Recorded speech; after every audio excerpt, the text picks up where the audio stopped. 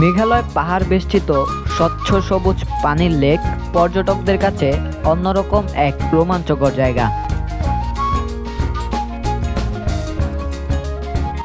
লোকসানের কারণে 1996 সালে বন্ধ করে দেওয়া এটি একটি পরিত্যক্ত খনি, যা শহীদ সিরাজ লেক কিংবা নীলাদ্রি লেক এই দুই নামেই বেশ পরিচিত।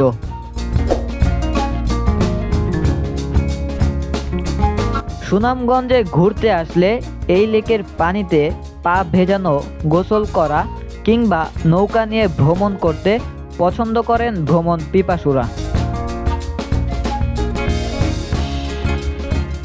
স্মৃতির পাতায় জড়িয়ে রাখার জন্য আজকে আমি যাচ্ছি বাংলার কাশ্মীর নামে খ্যাত চমৎকার এবং সুন্দর এই জায়গাটিতে। নিরাশ হবেন না এই বলে আজকের যাত্রাটি শুরু করছি।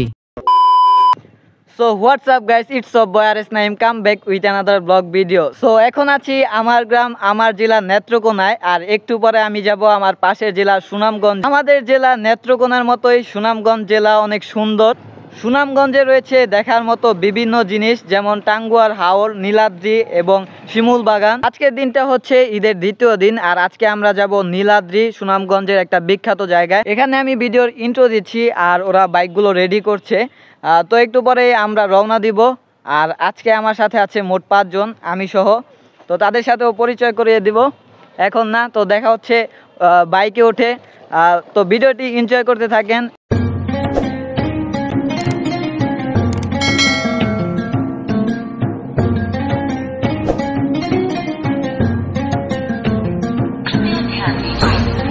তো আজকে আমার সাথে যারা যারা নীলাদ্রি যাচ্ছে, মানে আমি যাদের সাথে যাচ্ছি, তো তারা হচ্ছে আমারই খুব কাছের মানুষ, আমার 2টা ভাই, আর ওইগুলোও আমার ভাইয়ের মতোই। তো তাদের সাথে আপনাদেরকে আমি পরিচয় করিয়ে দিই। তো প্রথমেই পরিচয় করিয়ে দিই মেম্বার কাকার পুতের সাথে। হাই, তো আমার নাম সাকিব। আর এই যে আছে আমার আরেকটা ভাই। Hi, my name is Siam. Hi, my name is Siam. My name is Siam. আর আমার সাথে আছে আর আমার 2টা ভাই ধরতে গেলে, তো এই যে এটা আমি রনি। আর আরেকটা আছে এই যে ভাই। আজকে হচ্ছে আমি নিজে বাইক চালাবো আর বাইক চালিয়ে যাব নীলাদ্রি। তো ভিডিওটি এনজয় করতে থাকুন। A few moments later.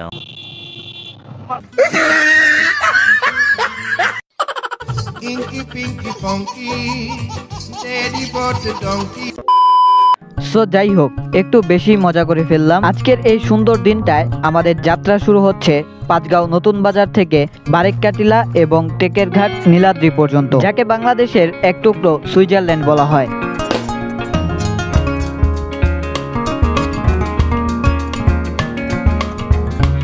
প্রকৃতি এমন উদার হস্তে সুনামগঞ্জকে সাজিয়েছে, যার প্রতিটি দৃশ্যই কথা বলে। তাই আজকের এই ভিডিওটির মাধ্যমে আপনাদেরকেও নিয়ে যাচ্ছি এই সুন্দর দৃশ্যগুলো উপভোগ করতে। তবে আমার এই ভ্রমণ যাত্রাকে আরেকটু আনন্দময় করতে পারে আপনার মূল্যবান একটি সাবস্ক্রাইব। আল্লাহ তাআলার সৃষ্টি করা এই পৃথিবী দেখতে কতটা যে সুন্দর তা ভ্রমণ ছাড়া উপলব্ধি করা সম্ভব নয়।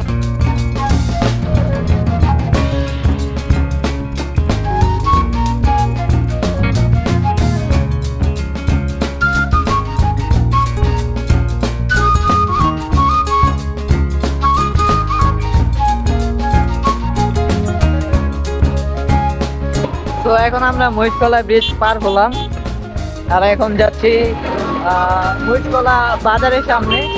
এখন মহিষকলা বাজারের ভিতর দিয়ে হয়তো আমাদেরকে যেতে হবে। সুন্দর রাস্তা সব শেষ, এখন সব ভাঙাচোরা রাস্তা।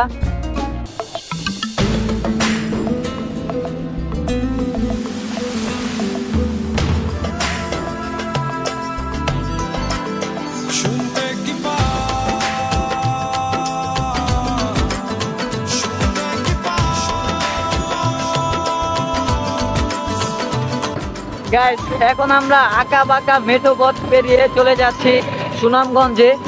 এই যে জায়গার রাস্তাগুলো খুবই একটু আঁকা বাঁকা, যার কারণে আমাদের ড্রাইভার সাহেব একটু হিমশিম খেয়ে যাচ্ছে। সো সো এখন আছি আমরা মহিষকলা বাজারের ভিতরে, আর এখন গাড়িতে ফুয়েল নেওয়া হচ্ছে, যেহেতু অনেক দূরে যাব আর রাস্তার মধ্যে ফুয়েল শেষ হলে শেষ।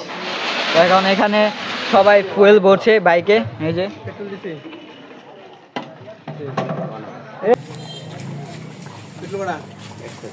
সো এক এক করে দুইটা বাইকে ফুয়েল নেওয়া হয়ে গেল। আর এখন আমরা 10 মিনিটের বিরতির পর চলে যাব আবার নীলাদ্রি যাওয়ার জন্য। লং টাইম ধরে আমরা জার্নি করছি, বাট আমাদের রাস্তা ফুরাচ্ছেই না। অ্যাকচুয়ালি আজকে আমরা রওনা দিয়েছি পাঁচগাঁও নতুন বাজার থেকে টেকের ঘাট নীলাদ্রি যাওয়ার জন্য। পাঁচগাঁও থেকে নীলাদ্রির দূরত্ব হচ্ছে আনুমানিক 50 থেকে 60 কিলোমিটার, যেখানে আমাদের যেতে সময় লাগবে হচ্ছে গিয়ে 2 থেকে 3 ঘন্টা। কারণ হচ্ছে গিয়ে সুনামগঞ্জের কিছু রাস্তা এমন পরিমাণে খারাপ, যদিও কিছু রাস্তা বলা যায় মোটামুটি ভালো, বাট এমন রাস্তাও আছে যেগুলো হচ্ছে গিয়ে পুরো মাটি আর জায়গায় জায়গায় গর্ত। বাইক চালিয়েও এই রাস্তায় শান্তি পাওয়া যায় না, কারণ জায়গায় জায়গায় খুব খারাপ রাস্তা। তো এই রাস্তাগুলো খুবই রিস্কি, কারণ এখানে কিছু ব্রিজ আছে যেগুলো খুবই উঁচু টাইপের। যখন কোনো বাইক এই ব্রিজের উপরে ওঠে তখনই এই বাইকগুলো একবারে ব্রিজের সাথে মিশে যায় এবং নানা ধরনের দুর্ঘটনা ঘটে, যেমনটি হয়েছিল আমাদের সাথে। কিন্তু আমরা ক্যামেরার মধ্যে সেটা ধরতে পারিনি, মানে তখন হচ্ছে ক্যামেরা অফ ছিল। অ্যাকচুয়ালি এখানকার রাস্তাগুলো বর্ষা মৌসুমে কিছুটা ডুবে যায়, যার কারণে রাস্তাগুলো ভিজে থাকে এবং এই রাস্তাগুলো ভিজতে ভিজতে একসময় নরম হয়ে রাস্তা একবারে ভেঙে যায়, যার কারণে এইসব রাস্তা করলেও বেশি দিন টেকসই হয় না। বাই দ্য ওয়ে, এখানকার রাস্তাগুলো যদি 2-1 বছরের মধ্যে সব কিছু ঠিকঠাক ওকে হয়, মানে যোগাযোগ ব্যবস্থা পুরোপুরি উন্নয়ন হয়, তাহলে এই নীলাদ্রি আরও 2 থেকে 3 গুণ মানুষ পর্যটক হিসেবে এখানে ঘুরতে আসবে। ও আরেকটি ভালো কথা, কয়েকদিন আগে আফরান নিশোর যে একটি সিনেমা বের হয়েছিল যার নাম হচ্ছে সুড়ঙ্গ, এই সুড়ঙ্গ সিনেমা কিন্তু এই নীলাদ্রি লেকের পাশে শুটিং করা হয়েছিল। এছাড়াও টাঙ্গুয়ার হাওর আরও বিভিন্ন জায়গায় কিন্তু বিভিন্ন নাটক এবং সিনেমার শুটিং করা হয়, তা হয়তো বা আপনারা অনেকেই জানেন, আবার অনেকে আছেন জানেন না। অ্যাকচুয়ালি এইসব জায়গা আমার কাছে খুবই ভালো লাগে, পাহাড় প্রচণ্ড পরিমাণে আমাকে আকর্ষণ করে, যার কারণে আমি বেশিরভাগই দেখবেন আমার ভিডিওতে আমি পাহাড়ে বেশিরভাগ ব্লগ করি বা বেশিরভাগ সময় কাটাই। পাহাড় হচ্ছে এমন একটা জায়গা যেখানে প্রচণ্ড পরিমাণে আকর্ষণ লুকিয়ে থাকে, যেমন ঝর্ণা থাকে, গাছগাছালি থাকে। সো এই জায়গায় আসলে যে কোনো মানুষ একবারে খুশিতে মন ভরে যায়, যার কারণে পাহাড়ে আসলে যে কোনো মানুষের মনের মধ্যে কোনো দুঃখ কষ্ট থাকলে সেগুলো খুব সহজে ভুলে যাওয়া যায়। তো এখন আমরা বাগলি বাজার পার হলাম, বাগলি ব্রিজ, আর আমরা বাগলি বাজার পার যখন নীলাদ্রি। আমার পেছনে বাইকে আছে কেচি আর মেম্বরের বধুই যে। গাইস, আজকের ব্লগটি আমি সকাল থেকে একেবারে বিকেল পর্যন্ত হ্যান্ডেল করেছি, তাই নীলাদ্রির ব্লগটি একটু বেশি লং হয়ে যাচ্ছিল। আর আমি জানি আপনারা লং টাইম ধরে কোনো ব্লগ দেখতে পছন্দ করেন না, যার কারণে আজকের এই ব্লগটি আমি 2টা পার্ট করেছি। এটা হচ্ছে পার্ট 1, যেটা মূলত নীলাদ্রি যাওয়া পর্যন্ত মিনিটের মতো হয়ে গিয়েছে। আর নেক্সট যে ব্লগটা আসবে সেটা হচ্ছে পার্ট 2, নীলাদ্রির আসল সৌন্দর্য তুলে ধরবো পার্ট 2 এ। সো নেক্সট ব্লগটি আশা করি অনেক সুন্দর হবে এবং মজার হবে। তো নীলাদ্রির পার্ট 2 ব্লগটি দেখতে কেউ মিস করবেন না। So that's it guys, thanks for watching this video. আজকের ব্লগটি এই পর্যন্তই।